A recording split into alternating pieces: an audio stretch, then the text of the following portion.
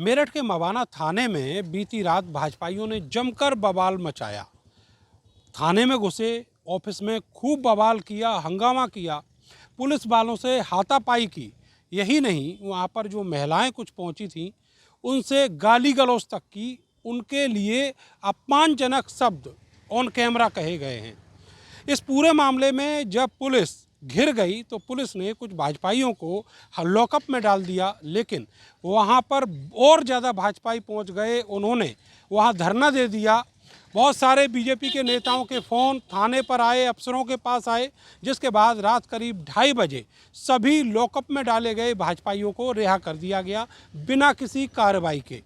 अब इस पूरे प्रकरण में जो बैकग्राउंड है वो ये है कि एक व्यापारी नेता हैं विनोद गुप्ता, जो भाजपा के भी नेता हैं। उन्होंने शिकायत की। जिला सह संयोजक जिनका नाम सौरभ शर्मा है, वो वहाँ मवाना में रेहड़ी पटरी वालों से हर महीने उगाही करते हैं। ये शिकायत उनको मिली थी। उन्होंने पार्टी के लेवल पर भी ये बात कही और उसके बाद मेरठ की कमिश्नर से कल लिखित में शिकायत दी थी। इस बात की जानकारी जो नगर की टीम है बीजेपी की उसको लगी और उसके बाद सौरभ शर्मा ने अपने पक्ष में नगर अध्यक्ष समेत कई नेताओं को लामबंद किया और शाम को जो विनोद गुप्ता हैं उनको गुड़ मंडी में जो शिव मंदिर है वहाँ पर घेरा गया। इसके बाद विनोद गुप्ता थाने पहुँचे। उनको जो घेरा गया, उनके ऊपर हमले की योजना थी।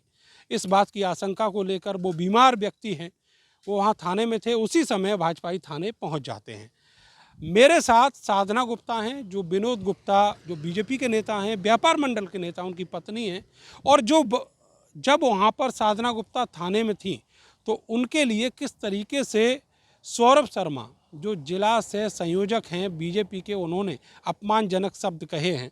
वो आज पहुंची हैं पुलिस अफसरों से गुहार लगाने, जो इलाके के विधायक हैं उनसे गुहार लगाने। साधना जी, आप ये बताइए कि जो आपके हस्बैंड हैं उन्होंने तो व्यापार मंडल के बीजेपी के नेता होने के नाते जो रेहड़ी पटरी वाले हैं उनकी शिकायत की थी, उनको लेकर शिकायत की थी, उनको ये समस्या थी, वो क्या थी? और आपके पति थाने गए थे क्या? उस समय आप भी गई थी? और ये पूरी घटना आपके और उनके साथ हुई वो क्या है? नहीं, जब हाँ, ये जब चले गए थे वहाँ, पहले तो इनको मंदिर में खूब घेरा, खूब इनको अच्छी बुरी कही गई सबसे। फिर ये लोग थाने में चले गए। फिर ये भी थाने में चले गए कि मैं जहाँ थाने में जाता हूँ क्या होता है वहाँ पे, मैं अपनी भी वो दे के आऊँ वहाँ।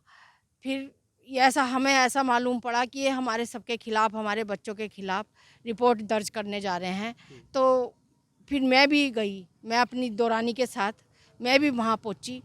तो वहाँ सौरभ शर्मा ने इतनी गंदी गंदी गाली दी, माँ की और बहन की, और इतनी गंदी गंदी कही हैं, उंगली ठा ठा के इन्हें सारी। ये थे भी नहीं वहाँ पे, मेरे पति थे भी नहीं, दूर खड़े थे, ब्रंच पे बैठे थे। ये तो 10 साल से बेड रेस्ट पे हैं, डायलिसिस होती है तीसरे दिन। और इतने परेशान है कि उस टाइम इतना परेशान हुए, इतनी गंदी गंदी गालियाँ सुनी हमें तो पुलिस ने, और इन्होंने पुलिस के साथ भी हाथापाई करी। किसने हाथापाई की पुलिस के साथ? सौरभ ने, और पुलिस ने भी इन्हें खूब धमकाया। और फिर हमें तो अलग कर दिया पुलिस ने, अपने कार्यालय में बिठा दिया और थोड़ी देर बाद अपना कह दिया जब इनकी तबीयत ज़्यादा ख़राब होने लगी, क्योंकि इनकी आज डायलिसिस होनी थी, तो इनकी पहले दिन ही तबीयत ख़राब हो जाती है। 10 तो बजे दवाई देनी थी, और 10 बजे दवाई देनी थी, तो इनको वहाँ अटैक सा आया, हार्ट में बहुत पेन होने लगा, बीपी हाई हो गया। तो हमें इन्होंने, वहाँ के कर्मचारियों ने हमें घर भेज दिया। ये बताइए कि आप जब वहाँ पर थाने में थी, किस बात को लेकर सौरभ शर्मा इतने ज़्यादा उत्तेजित हो गए जो आपको देखकर गालियाँ देने लगे? मैंने ही पूछा था, वहाँ पे वो लिख रहा था बैठा हुआ मेज पे, कि मैंने कहा भैया काहे की रिपोर्ट लिखी जा रही? सीधे स्वभाव मैंने यही पूछा, काहे की रिपोर्ट लिख रही है, किसके साथ क्या हो गया जो हमारे बच्चों का सबका नाम आ रहा है इसमें? गई वो है ना बलात्कारी, वो है ना बलात्कारी, ऐसे कर करके उंगली ठा ठा के उसने इतनी गंदी गंदी गाली दी। और देवर बस को दी माँ की। हाँ, बहुत ही ज़्यादा दी, बस मैं कह नहीं सकती।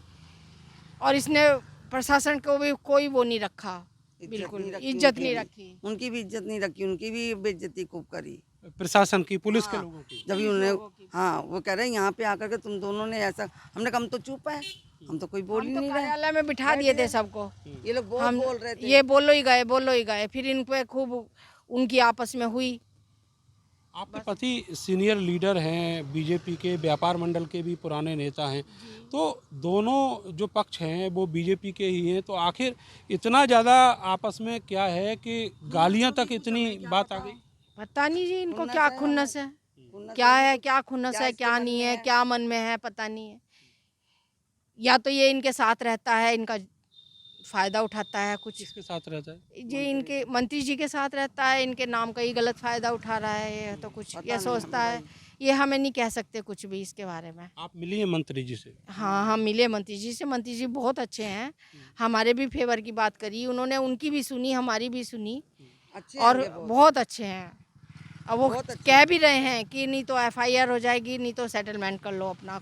हम तो तैयार थे, हम तो तैयार हैं, हम तो कल भी तैयार थे, अपना नहीं मानना। हम तो कल भी तैयार थे। वहाँ जब कहा पुलिस वालों ने कि आप लिख के दे दो, तो हम तैयार थे, पर ये सौरभ शर्मा ने हम नहीं करते, हम नहीं करते। जो ये जो मामला है जिसमें आपको गालियां दी गई हैं, वो वीडियो जो है सोशल मीडिया पर वायरल है। इस मामले में अब आप क्या कार्रवाई चाहती हैं? आपके इज्जत पर कीचड़ उछाला गया है। हम लोग तो कोई भी रिपोर्ट नहीं करना चाहते। जो चाहेगा वो तो सबकी आंखों के आगे है, जो हम क्या कह सकें इस बारे में। वो तो सभी जिनके कोई और अब प्रशासन के साथ जिनके भी साथ ये हुआ है, तो उनको खुद सोचना चाहिए कि उनका क्या है, उनकी क्या वैल्यू है, उनको तो खुद सोचना चाहिए। भाई हमसे बड़े आप SSP से मिलने आई थी आज? अभी गए नहीं, हम मिलने नहीं गए। हमने सुना कि वो वहाँ पे धरना दे रखा उन्होंने, सबने, कहाँ पे? SSP के। SSP के यहाँ पे वो लोग पहले पहुँच गए। हाँ, वो पहले पहुँच गए हैं और बहुत सारे लोग हैं। हम गए नहीं, हम तो 2 ही जने हैं, घर से 2 ही जने निकले हैं, ना हम कहीं आते ना जाते कहीं पे भी। अब आपको क्या कोई न्याय की उम्मीद है पुलिस से? न्याय देखो क्या करते हैं, क्या मिलता है हमें, न्याय क्या मिलता है। पर थोड़ा सा बहुत तो इसे सौरभ शर्मा को भी थोड़ा वो मिलना चाहिए ना, कि क्या इसने क्या करा, हमारे साथ क्या करा, और प्रशासन के साथ क्या करा। वहाँ पे इतनी इसने गंद फैलाई वहाँ पे। बहुत शुक्रिया हमसे बात करने के लिए। तो ये पीड़िता हैं और इनके साथ बदसलूकी हुई थाने के अंदर, और ये बदसलूकी करने वाला कोई और नहीं, बीजेपी का नेता है, जो खुलेआम एक सत्ताधीश नेता के बैकबोन पकड़कर आगे आया और धमकी दे रहा है। इनको धमकी दे रहा है, इनके पति को भी धमकी दिया। पूरा जो वीडियो है वो गाली गलौज करते हुए, धमकी देते हुए, वो सब सोशल मीडिया पर वायरल है। कैमरा सहयोगी सानू के साथ मैं नरेंद्र, भारत समाचार, मेरठ।